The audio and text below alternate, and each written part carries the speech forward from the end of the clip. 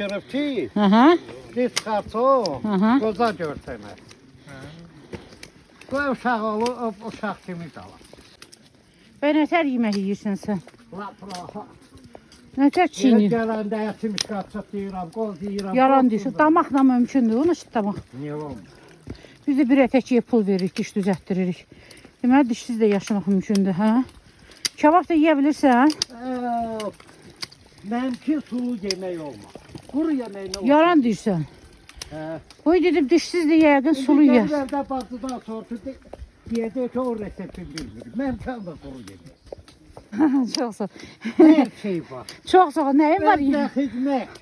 Ay, dən gəlmişkən soruşum, pendiriz var. Satdıq. Biz də alırıq. Ha. Pendir yox şu. Da nətər kətçi oldunuz siz? Pendiriz yoxdur. Hə, hara qaçırsan bir kün elə. Nə kün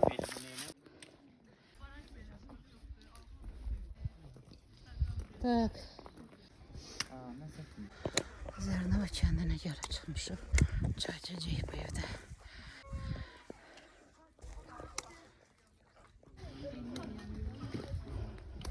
Salam əleykum.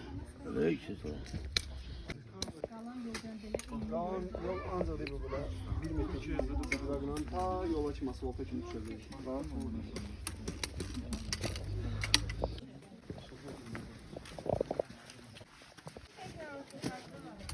Salam əleykum.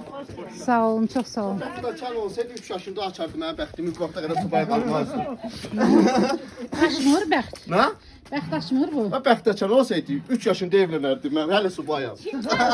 İndi neçə yaşın var ki? İndi Evdə qalmısan ki sən onda deməli. Evdə qalmısan sən belə çıxıb.